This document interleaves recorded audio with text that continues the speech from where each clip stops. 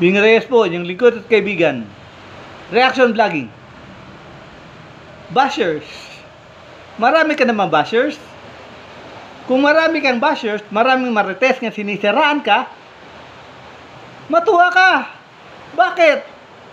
Ganito yon. Yung mga marites na sinisiraan tayo,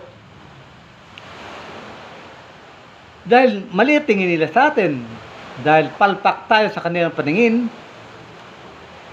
dahil wala tayong kwentang tao, kung ano-ano pang pinagsasabi nila. Huwag ka, napansin mo?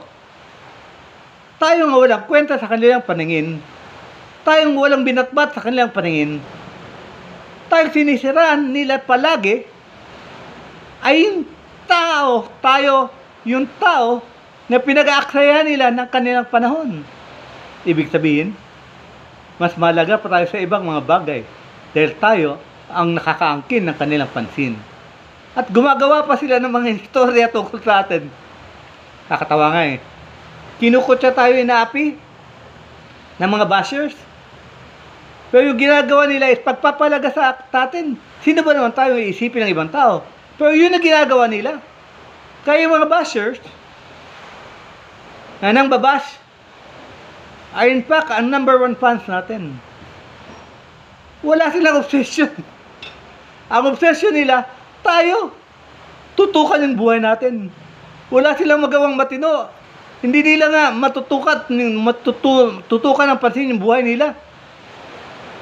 Ang pinag-aaksayan nila na pansin, tayo. Bakit? Dahil mas malaga tayo. Nakakaagaw tayo ng pansin. Kaya, huwag magalit. Huwag sumama ang loob. Isipin mo lang, yung mga bashers mo, yun ang number one, fans mo. Kung nangyari ito, one, do not be affected. Maski totoo yung sinasabi nila, maski nakakasakit, do not be affected. Bakit? Yung sinasabi nila, walang pakialam sa iyo. Sa paglalakbay mo. Paglalakbay natin, naglalakbay tayo, wala silang pakialam. Ano man gawin nila, ano man sabihin nila, wala silang pakialam sa ating paglalakbay. Iba ang kanilang paglalakbay. Paglalakbay nila hanggang marites lang. Tayo, unti-unting umuusad tungo sa rurok ng ating tagumpay. Do not be affected. Second, be happy with what you are doing.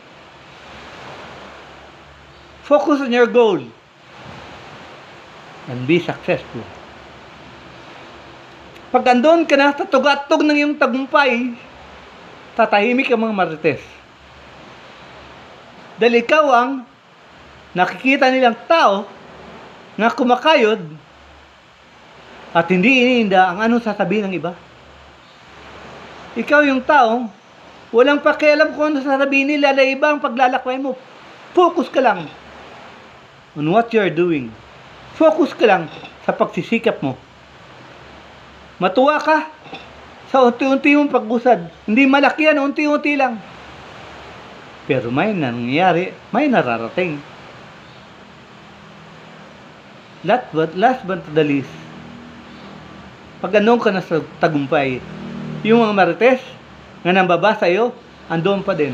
Wala pa din nararating sa kanilang buhay. Kaya, pag binabas tayo, okay lang yun. Sila ang ating number one fans. Do not be affected. Be happy. Focus on your journey. Last but not least, be successful. Ang dito lang po. Maraming salamat. God bless us all.